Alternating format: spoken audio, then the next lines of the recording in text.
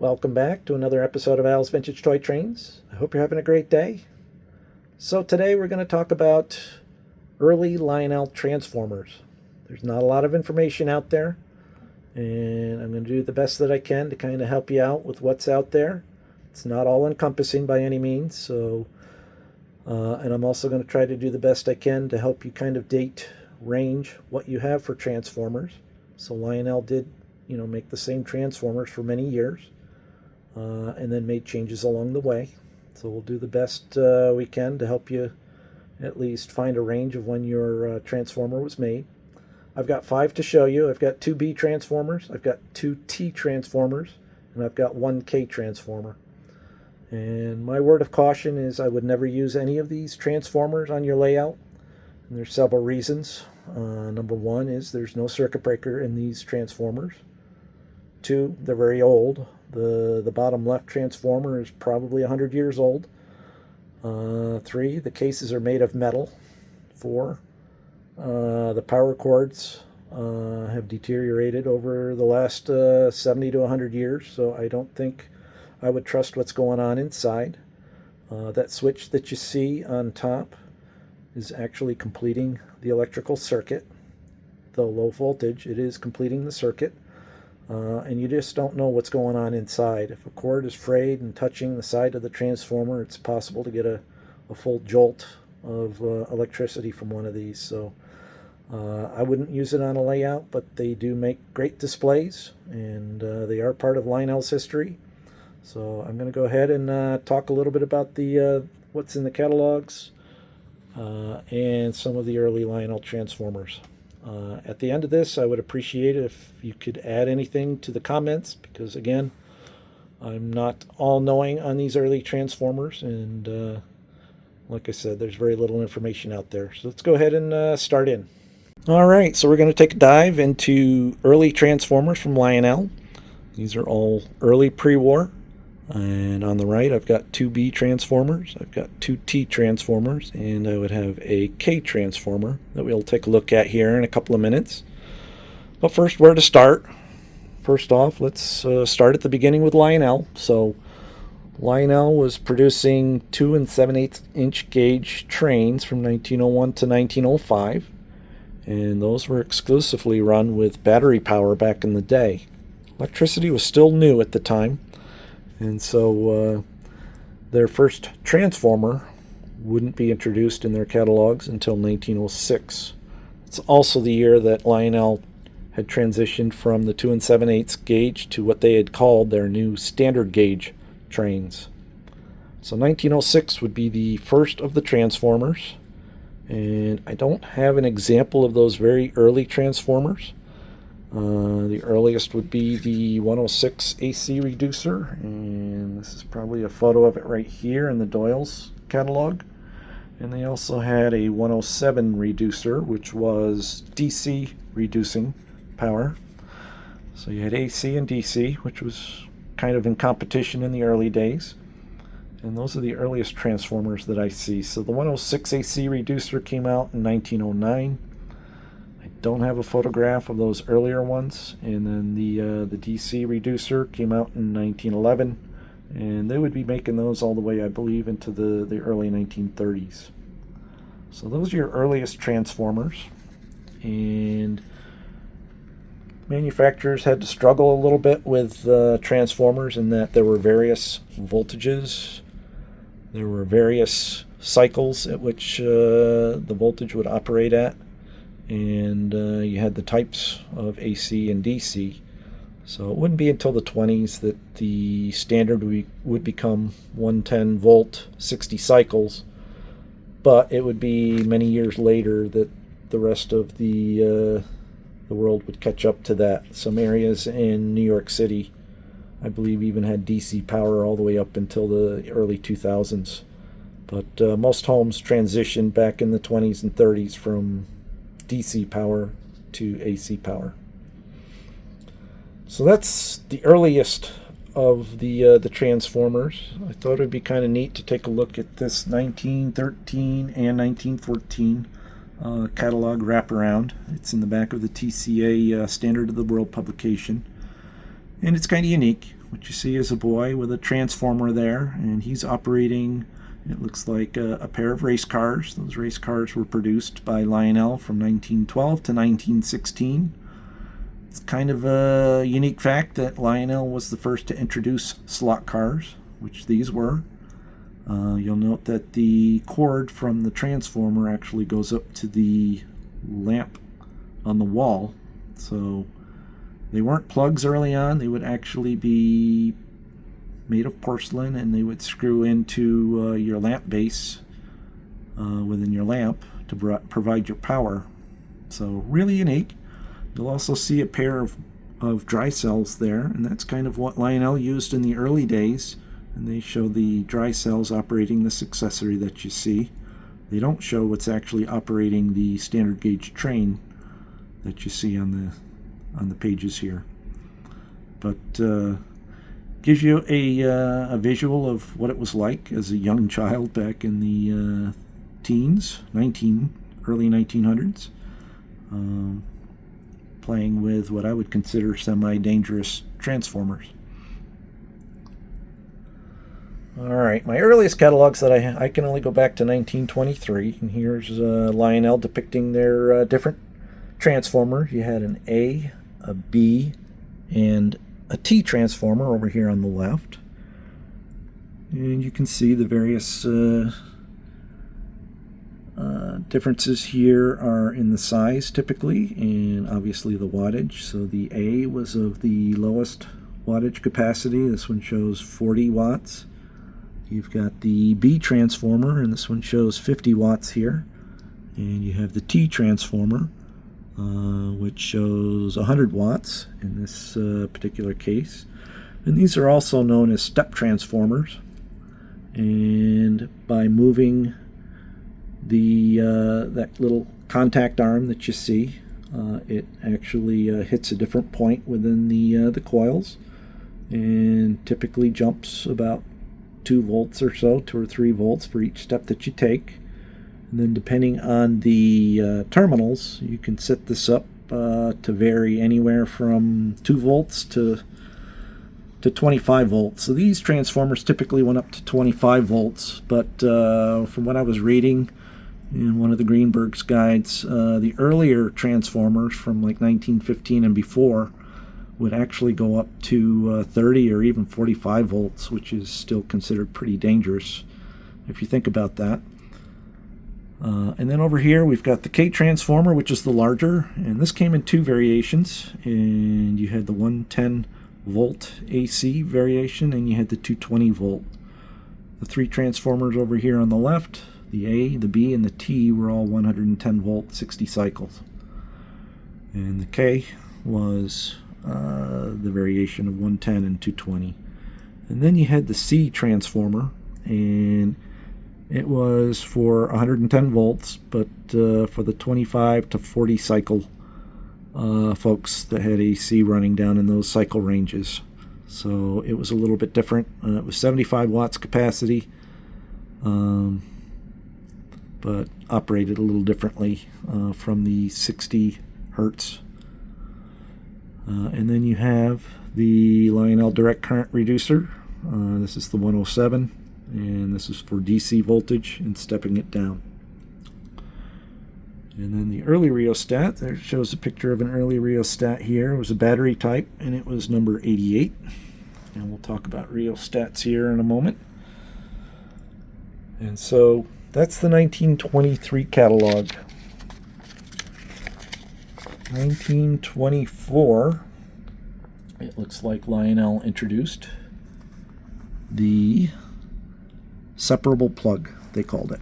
So they would have a plug because early on, pretty much electricity was used for lighting, and so most homes in the 19-teens and into the early 20s didn't have plug-in outlets. They just used something that would plug in or turn into the light socket, and that's why you have this combination now where you could use either. And Lionel cataloged this from 1924 with the separable plug all the way through 1932. And they use pretty much the same photo here. They're the same transformers that you saw in 1923. So you have an A, you have a B, you have a T, you have a K, and then you have the C transformers. And then one of the variants that I noticed, let's see, wouldn't be until 1929 or 1930. Actually, this is the 1930 catalog.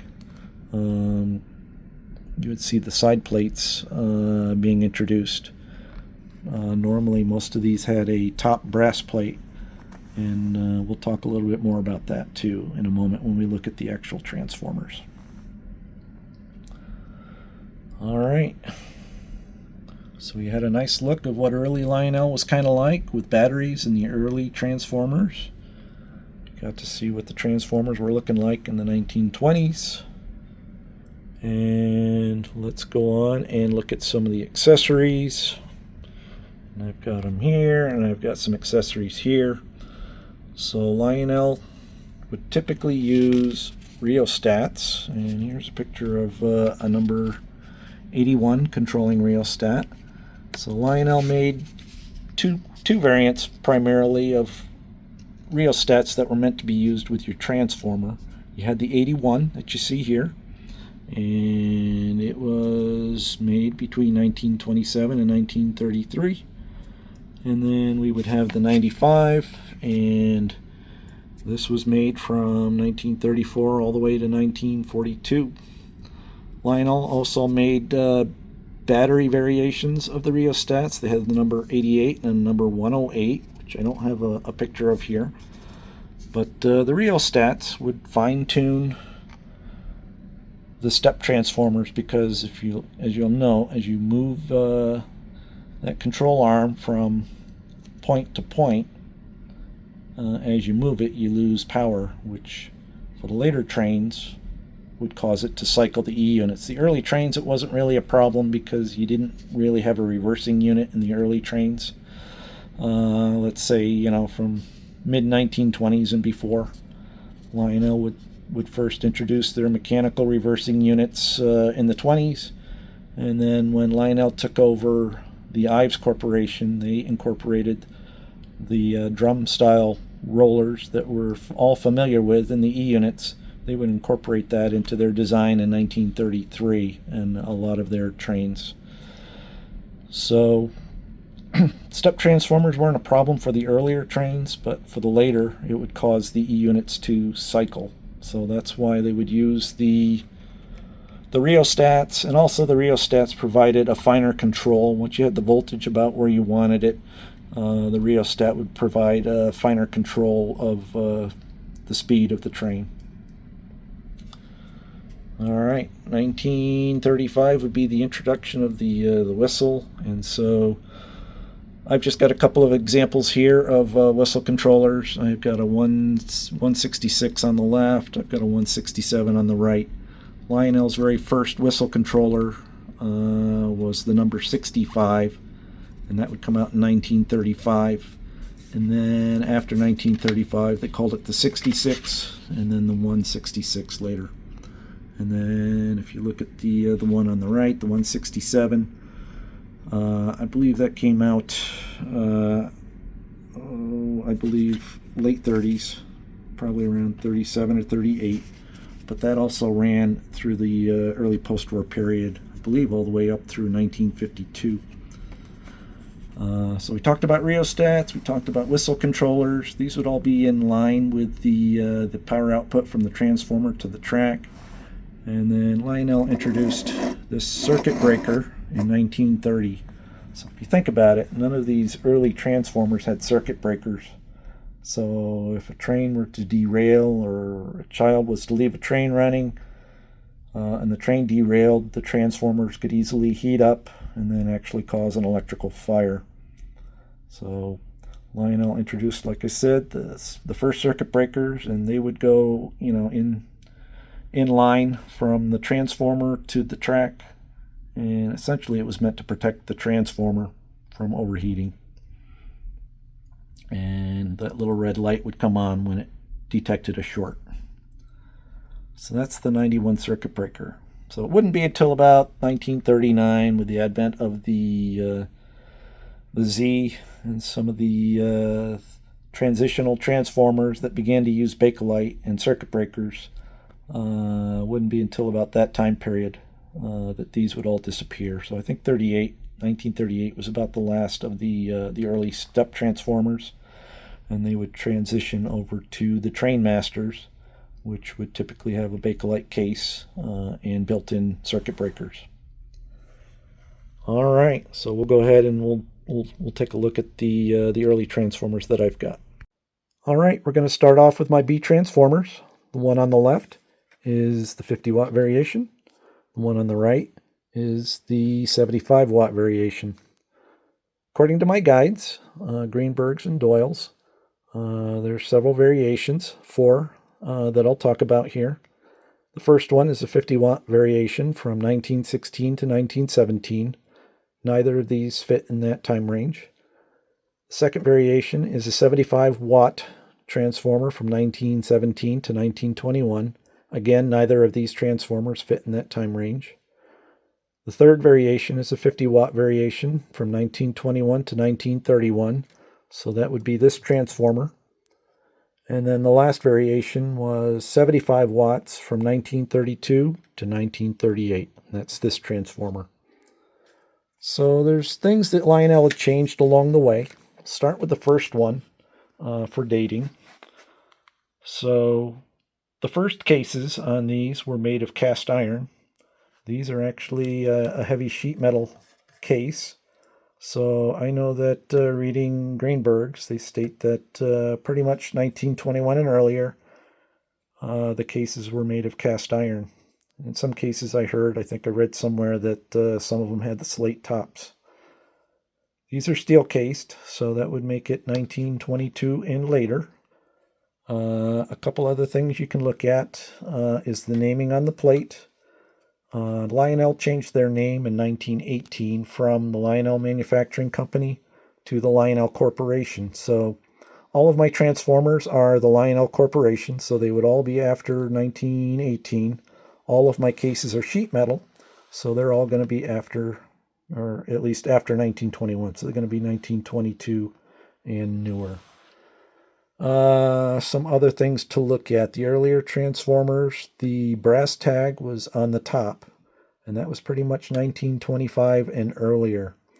After 1925, Lionel would move the plates to the side, and they started off with brass plates on the side, and then later, I think sometime in the 1930s, went to this nickel plate with the black lettering. So just looking at the plates and their location and what they're made of, will give you a time frame. Some other things, the earlier transformers, the contact points were brass and they were rounded, and there's quite a feel to it when you touch them, and when you move the switch there's quite a bit of a bump there. The much later transformers had a flat surface contact point. There's this one, and I've got my K transformer where the contact points are flush. The rest are all are dimpled or they bump out. The earlier ones were brass, and then steel, and then flat steel. All right, another way to tell earlier from older. Here's an earlier transformer with cloth wiring. The inside wires are also wrapped in cloth. Got a better example here with an original cord on it still. Again, cloth lined on the outside as well as the individual cords. This is a later version of the transformer, I believe later 30s, somewhere between maybe 35, 6, 7, 8, and it's a rubberized cord. That's the original cord that was in there. So that's another difference. A couple other little differences. The older transformers had an older style nut. There's this one. Here's a T transformer. But the ones in the mid to late 30s would have this style nut. So I've got 1B here, and I've got the K. And it's the same nut that's used on the Z transformer and the ZW transformers. So sometime mid-30s, they went from the old style nuts to the more modern nuts that are used through into the post-war period. What other changes do we have here? So that's the B's, and let's move on to the T transformers. So I've got 2 T transformers, and Lionel cataloged these, or at least according to the guide, listed out 4 variations of the T's. So the T transformer was made between 1914 and 1928, at least according to the guides. I kind of disbelieve that. That's both Greenberg's guides and Doyle's, as well as Lionel's latest 2024 price guide for Lionel trains. It shows the T transformer being made up to 1928. But, however, why would Lionel continue to catalog the T transformer all the way through 1938, and even in a different depiction than it was in the 1920s? So here's the T transformer from the 1938 catalog. Lionel lists out the voltages and basically the specifications of each of the transformers. So it was a 100-watt transformer in 1938. So I think there's a little discrepancy between the guides and what Lionel's catalogs were showing. Just doesn't make sense that Lionel would actually change the pictures and depict the T for 10 years later.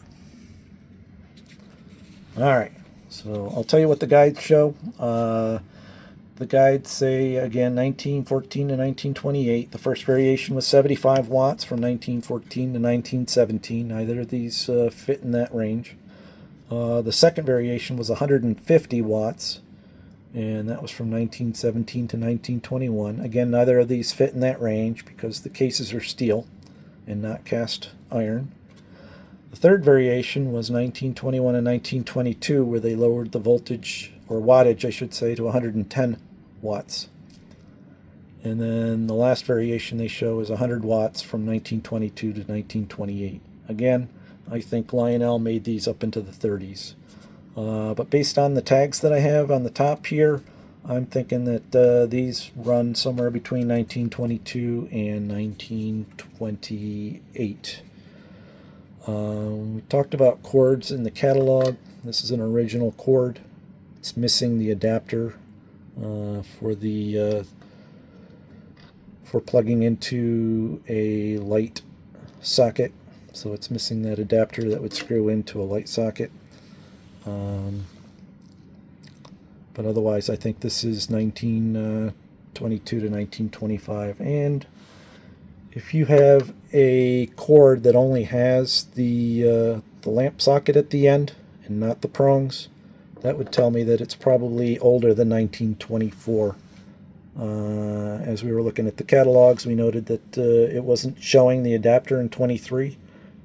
In 1924, it showed that it had the lamp socket adapter that you would plug into the lamp housing, and then you would plug this into that adapter. Again, the outlets in homes really was not a thing in the 19-teens and became a thing starting in the 20s and into the 30s. All right, so that's the T transformers. And then the last one I have is the K. And this is 150 watts. So what can I say about the K? The largest of the transformers. Again, when we looked at the catalogs, it came in 2 versions, a 110 volt version and a 220 volt version. This is the 110 volt version. There it is, listed at 150 watts. And again, it's got the later nuts that were used into the Z and the ZWs. This is telling me with the nickel plate and looking at the flat surface on the contact points, this would be mid to late 30s, so 35, 6, 7, 8 maybe, somewhere in there would be my best guess. And there you have it. So there's the 5 transformers and the age that I believe they are at. This is a good guide anyway to use. It's not probably not perfect by any means, but it'll give you a good range of where your transformers fall. And I would like to hear from you in the comments, any additional comments you might have. Again, I am not an expert on these transformers, but just doing a little bit of research over the past couple days between the catalogs and the guides and online. Probably all I could find. So again, not much information out there. I hope this helps you guys. And again, leave me some feedback in the comments. And if you can add to the comments, that'd be appreciated. Hope everybody has a great day, and thanks for watching.